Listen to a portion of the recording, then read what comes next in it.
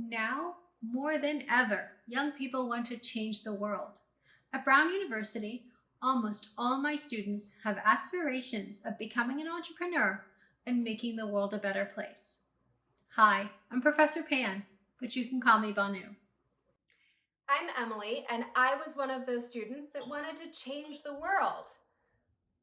Emily grew up in Portland, Oregon, a white woman in America's whitest large city. You might remember Portland, Oregon from recent confrontations between white supremacist groups and Black Lives Matter. Banu grew up all over the world, from Saudi Arabia to Switzerland to Turkey. She was exposed to all kinds of people and cultures. But in some of those countries, she couldn't have a job because of her immigrant status or her gender. Despite our different experiences of inclusion and exclusion, Emily and I shared a common dream of making the world a better place and building businesses that create positive social change through market based solutions. The people who build these businesses are called social entrepreneurs. And all entrepreneurs need funding, mentorship, and resources to be successful. For several years, I built and operated some of the systems that choose which entrepreneurs receive those helpful funds. And that's called an accelerator program. During that same period, I was challenged to think critically about something that had largely been invisible to me in Portland. And that was my identity, my race, and my culture. Much like Portland, Emily realized that the social enterprise movement was distinctly white. Social entrepreneurs on the cover of magazines were white, as were those supporting social entrepreneurs by making funding decisions. Now, think about companies like Impossible Foods, Tom's Shoes, and Beyond Meat. All of them have a social mission, but they're also earning profits. But these companies were all founded by white men with significant backing of venture capital and private equity. Now imagine all the similar startups that we might be missing out on because of biased assumptions about who can be a successful social entrepreneur. I decided to do something about it and asked myself, how should I, as a white woman, work with BIPOC, Black, Indigenous, Latinx communities of color to create a more inclusive social enterprise ecosystem? So at Brown, I pursued this question as my master's thesis, and that's when I met Banu. My experiences led me to academia, where I research how and why exclusion happens despite our best intentions, and despite the best intentions in organizations and in our societies, much like in the social entrepreneurship field.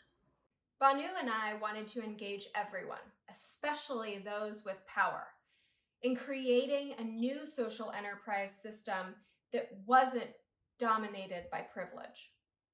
We started our work with accelerators, or those organizations who provide entrepreneurs with physical space, mentors, networks, and sometimes even capital to help grow their businesses. Let's start with an example. Meet Barbara. Barbara identifies as a Black woman and as an entrepreneur. Barbara has a tech startup based on an idea that she got from her experiences as a Black woman in America. When Barbara first heard the term social entrepreneur, she said, "That's me." But after participating in a social enterprise accelerator program, she had second thoughts. Afterwards, she told us if she were to draw a social entrepreneur, it would be a white woman. Unfortunately, she felt that no one at the accelerator understood the challenges she faced as a Black woman. Barbara needed a different set of resources than the white women and Black men in her cohort. And while the white entrepreneurs found much value in their mentorships, Barbara said that she did not feel a connection with the white mentors with whom she was matched. Barbara didn't feel that the educational curriculum was built with her in mind. She needed more help navigating a biased financing system than calculating her cost structures. During the accelerator program, she was passed over time and time again because of biased assumptions about her and her idea. From some of the investors, she heard comments like, "Oh, you couldn't have possibly thought of this," or, "Ah, someone else must already be doing it." But Barbara's story isn't unique. In fact, across the US, there are women and minority entrepreneurs across all sectors who are undervalued, underfunded, and underestimated. These innovators bring market based solutions to address social demands, or they provide crucial services like in healthcare or education. And as we've seen throughout the pandemic, these services are crucial to our economies. They are the foundations of our society. But for these entrepreneurs, accessing seed capital and pro bono services have really unique challenges. Women receive less than 3% of venture capital, and Black women less than 1%. These stats have not changed much over time, and in fact, they might be getting worse. This year, quarterly funding for venture capital backed women firms reached 3-year lows. So, why do these barriers continue to exist?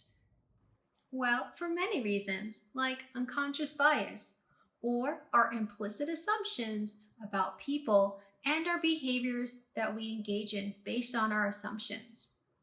It's more proof that intention isn't enough, but if we want to change our behaviors, we have to surface these implicit assumptions. Accelerators, like most organizations, still heavily rely on the merit myth. The idea that success comes from individual hard work and intelligence rather than social networks, wealth, or even your race or gender. And then, when accelerators source applicants from very narrow social networks and referrals, and then select those entrepreneurs based on their merit, they're creating a gatekeeping system for social change and social innovation.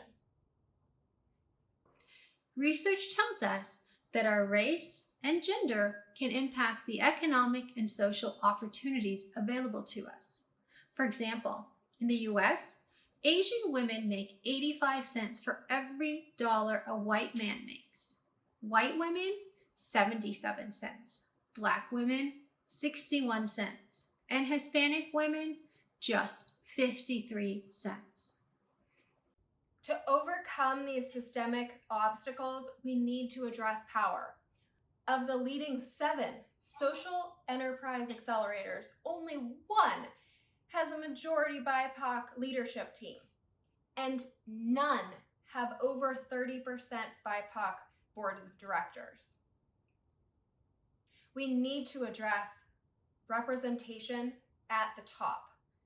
These accelerator organizations should not only serve BIPOC entrepreneurs, but be led by these communities.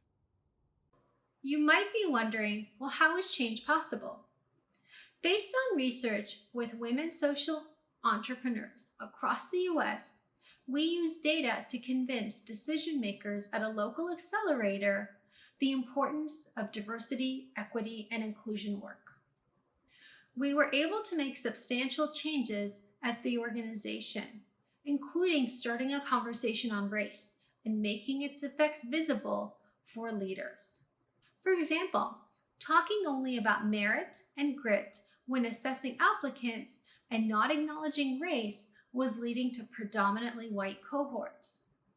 When Banu and I worked with accelerator leaders, notably those who don't identify as BIPOC, we noticed there was one question fundamentally that had to be asked, and that was, are we the right people to lead social entrepreneurship in our community?